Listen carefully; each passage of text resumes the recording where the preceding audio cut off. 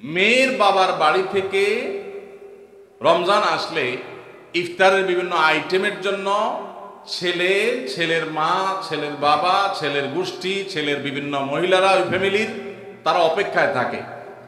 আল্লাহর জমিনে যদি 10টা নিকৃষ্টতম ছোট লোকই থাকে, তার একটা হলো এইটা।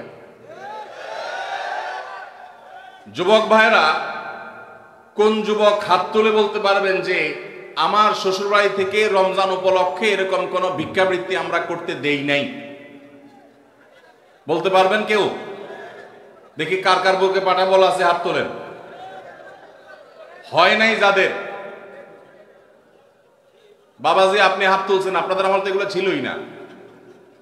আপনি হুদাই ক্রেডিট নিচ্ছেন কেন? এগুলো তো নতুন, আমাদের দেশে নতুন ফিতনা শুরু হয়েছে। এই দাঁড়িয়ালা ভাই, আপনি হাত তুলছেন কি বুঝা? বলেন বলেন কি বুঝে হাত তুললেন? আপনার শ্বশুরবাড়ি থেকে ইফতার আসে নাই? হ্যাঁ, আসে নাই? বিয়ে করছেন? হ্যাঁ, বিয়ে করছেন, শ্বশুরবাড়ি থেকে ইফতার আসে নাই? গরিব তারা, মানে কারণ কি? ভাইরা আমার, এদেশ থেকে যৌতুককে ওলামায়ে কেরাম মিম্বর থেকে, মাহফিলের মঞ্চ থেকে ঝেঁটিয়ে বিদায় করেছেন, আলহামদুলিল্লাহ। যৌতুকের অভিশাপ থেকে এদেশকে মুক্ত করেছেন ওলামায়ে কেরাম। এক চেটি আবেদন এদেশের ওলামায়ে কেরামের এই কাজটা। যৌতুক চলে গেলে কি হবে? ইফতারের নামে যৌতুক এখনো বাকি আছে, এইটা আমাদের দূর করতে হবে কি হবে না? অনেক যুবক আছে, তারা বলে যে আমার শ্বশুরবাড়ির লোকেরা খুশি মনে দেয়। ভালো করে শুনে রাখেন, 2 নম্বরের অপর নাম হলো এখন খুশি মনে দেওয়া। ঘুষখোর সেও বলে খুশি হয়ে দিছে, যৌতুকখোর সেও বলে বেহিসাব খুশি হয়ে দিছে। শুধু খুশি হয়ে না, জোর করেও দেয়। জোর করে দিবে না কি করবে? তার মেয়েটার শান্তি দরকার তার। আপনি যদি বাপের বেটা হয়ে থাকেন, মুসলমানের সন্তান হয়ে থাকেন, বিনয়ের সাথে শাশুড়িকে বলবেন, শ্বশুরকে বলবেন কোনো কিচ্ছু আমার এখানে পাঠাবেন না, পাঠালে আমি মনে কষ্ট পাবো, উল্টা পারলে আমি দিব।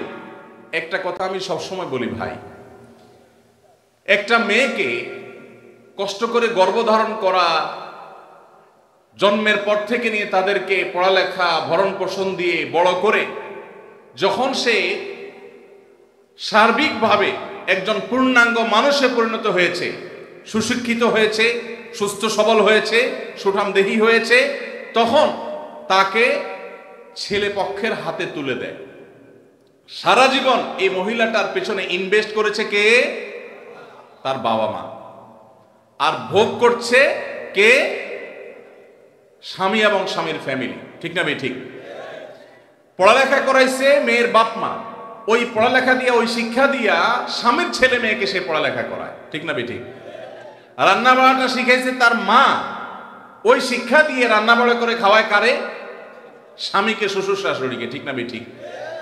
তাহলে উচিত হলো ছেলে পক্ষে মেয়ে পক্ষকে এটা বলা, বেহিসাবকে বলবে, ছেলের বাবা মেয়ের বাবাকে বলবে বাবাজি বা ভাই, আপনার মেয়ে, তাকে মানুষ করতে যত টাকা পয়সা লাগছে তার সব কিছু আমি দিতে চাই। এরপরও তো কোনো মানুষ কেনা যায় না, এটা কেনার জন্য দেওয়া না, অন্তত কৃতজ্ঞতা আদায়ের জন্য দেওয়া, এটা বলা দরকার ছিল। সেটা না করে উল্টা আস্ত একটা মেয়ে দিয়ে দিল, তার সাথে আবার আপনি যৌতুক আশা করছেন। আপনার চাইতে বড় ছোট লোক আল্লাহর জমিনে আর হতে। এই সমস্ত ভিখারীদেরকে ধরে ধরে আস-সুন্নাহ ফাউন্ডেশন ইফতার প্রজেক্টের জন্য পাঠাই দিবেন। আপনাদের এই মাঠেও ইফতার বিতরণ হয়, যাদের শ্বশুর বাড়ি থেকে ইফতারের দরকার হয় এদের সবাইকে আমাদের ওখানে পাঠাই দিবেন।